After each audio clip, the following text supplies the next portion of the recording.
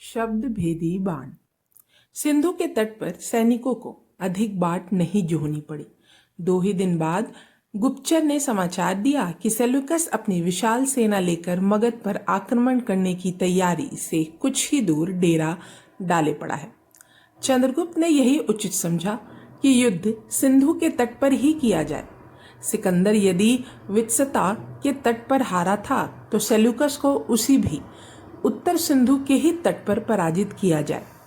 Seleucus ने दूसरे दिन सिंधु के दूसरे तट पर चंद्रगुप्त की सेना देखी तो उसकी समस्त आशाओं पर पानी फिर गया और उसके मन के लड्डू चूर हो गए। सोच रहा था कि वह पाटलिपुत्र तक बेरोक टोक चला जाएगा, परंतु यह तो सिर मुंडाते ही ओले पड़े। भारत के अंदर झांकते ही मुंह पर तमाचा पड़ने की आशंका हो गई। फिर भी उसने धैर्य नहीं छोड़ा। उसकी सेना में कानाफूसी होने लगी। सैनिकगण कहने लगे कि उनको धोखा दिया गया है। उन्हें तो बताया गया था कि मगध तक वे निद्वंद लूटते पाटते चले जाएंगे और वहां चंद्रगुप्त से, जो कि स्वयं अभी अस्थिर है, युद्ध करना पड़ेगा। परंतु यहाँ तो लूट दूर रही, प्रथम ही युद्ध पल्ले पड़ा। सेल्यूकस ने सैनिकों को बताया, हमारे लिए आज बड़े सौभाग्य का विषय है। महाराज सिकंदर जब भारत में आए थे तब उनको अनेक युद्ध करने पड़े। प्रत्येक राजा से, प्रत्येक गण के अधिपति से उनका युद्ध हुआ था। एक एक चप्पा भूमि के लिए मानो रक्त बहाना पड़ा था। परंतु आज तो हमारे सामने केवल एक ही युद्ध सामने है। सामने पड़ी हुई छोटी सी सेना को जहां हमने धाराशायी किया कि दूसरे ही क्षण समस्त भारत हमारे चरणों पर लौटता हुआ दिखाई देगा। फिर युगों युगों तक इसकी अपार धनराशि से हम अपने कोष भरेंगे।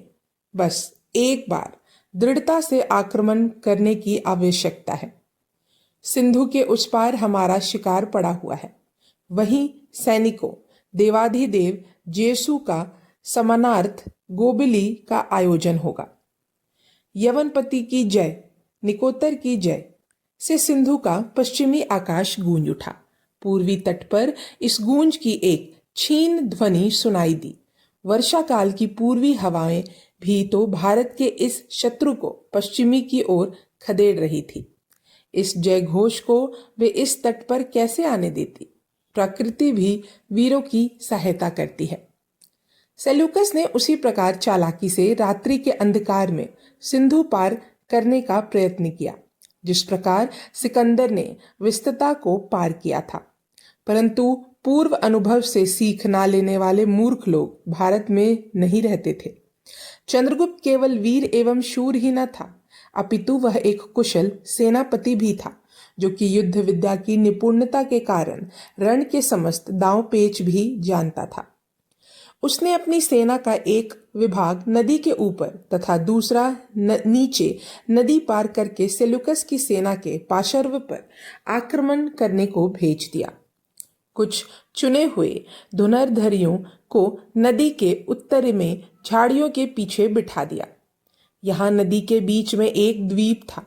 इसी स्थान पर सेल्यूकस ने नदी पार करने की योजना बनाई थी। अंधकार में हाथ नहीं दिखाई देता था। सेल्यूकस की सेना की एक टुकड़ी दबे पांव उक्त स्थान की ओर बढ़ती जाती थी। किनारे पर नावों का बेड़ा तैयार था। सैनिक एक एक करके नाव पर बैठे। डांड की छप छप रात्रि की शांति को भंग करने लगी। एक एक करके नावें द्वीप के किनारे आ गईं। सैनिक गण उतरे। उनकी एक मंजिल तय की गई। अपनी सफलता पर विश्वास हो गया। हिंदू बड़े भोले होते हैं, वे केवल आमने सामने ही लड़ना जानते हैं। एक सैनिक ने मन ही मन कहा। द्वीप से फिर बाएं तट की ओर नावें चलने लगी। जैसे ही मांझी ने डांड का हाथ मारा कि सनसनाता हुआ तीर आया और नाविक के वक्ष स्थल को भेदता हुआ पार निकल गया। नाविक पानी में गिर गया। नदी में आवाज हुई। इससे पूर्व की सैनिक गण कुछ भी समझ पावे, सनसनाते सहर्षों तीरों से वध होकर वे एक एक करके गिरने लगे। यवन सेना में हाहाकार मच गया। अंधकार के कारण वह यह भी ना जान सके कि यह बाण वर्षा कहाँ से और किस ओर से हो रही है। एक सैनिक ने अपने धनुष पर बाण चढ़ाया। पास ही सैनिक बोल उठा, उधर निशाना लगाओ। बस दूसरे ही क्षण दोनों सैनिक चीख कर गिर पड़े। चंद्रगुप्त की सैनिक शब्द भेदी बाण चला रहे थे। अंधकार में भी वह अपना लक्ष्य भेद करने की योग्यता रखते थे। सिंधु का जल लाल हो रहा था। यवन सेना को वापस लौटने की आज्ञा हुई। छाती के स्थान पर पीठ पर वार सहने का निश्चय हुआ। किनारे पर पहुंचने ना पहुंचने के सामने से भी आक्रमण हुआ। चंद्रगुप्त की सेना नदी पार कर चुकी थी। सेल्यूकस घबरा गया। उसने अपनी बची हुई सेना को बुलाने के लिए दूत भेजा, परंतु वह भी नदी के नीचे की ओर से पार करने वाली चंद्रगुप्त की सेना की टुकड़ी में आक्रमणों से व्यस्त थी। यवन सैनिकों पर चारों ओर से मार पड़ने लगी। उनमें त्राही त्राही मच गई। अरुणोदय के समय पूर्व और पश्चिम दोनों ओर की रक्तभा दृष्टिगोचर होती थी। पश्चिमी में यवनों के रक्त से धरा लाल थी, तो पूर्व में क्षितिज के मुख पर भारत के सपूतों की वीरता के कारण प्रसन्नता की लाली थी। दिन निकलते आधे से अधिक यवन समाप्त हो चुके थे। दिन भर और युद्ध चला, परंतु यवनों के पांव उखड़ चुके थे। सेल्यूकस के प्रयत्न उनको ना रोक पाए।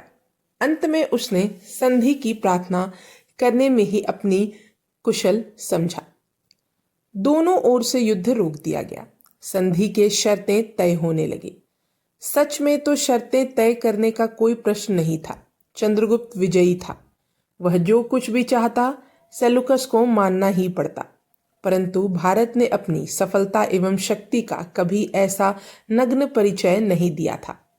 साथ ही प्रवर्तक की भांति इस बार संधि का दिखावा करके चंद्रगुप्त को मूर्ख भी नहीं बनाया जा सकता था। स्वयं आर्य चाणक्य ने संधि की शर्तें तय की। इसके अनुसार सेल्यूकस ने प्रथम तो फिर कभी भारत पर आक्रमण न करने की प्रतिज्ञा ली। अपने राज्य के 4 प्रांत चंद्रगुप्त को दिए तथा अपनी पुत्री हेलेना का विवाह भी चंद्रगुप्त के साथ कर दिया। उनका दूत मेगस्थनीज भी बहुत काल तक चंद्रगुप्त के दरबार में रहा। इस प्रकार चंद्रगुप्त का राज्य समस्त मध्य एशिया तक फैल गया। संगठित तथा शक्तिशाली भारत क्या कर सकता है, यह इस युद्ध ने दिखला दिया। इसके पश्चात चंद्रगुप्त को कुछ और छोटे छोटे युद्ध भारत में ही दक्षिण में करने पड़े। चंद्रगुप्त का उद्देश्य तो उत्तर दक्षिण पूर्व पश्चिम समस्त भारत को एक सूत्र में बांधना था, और यह उनकी महानता है कि 12 वर्ष में ही एक विशाल साम्राज्य का निर्माण करके उन्होंने अपने इस ध्येय की पूर्ति की। यह भाग यहीं समाप्त होता है। अब हम अगले भाग में जानेंगे भारत यूनान का दामाद बना। तब तक के लिए धन्यवाद।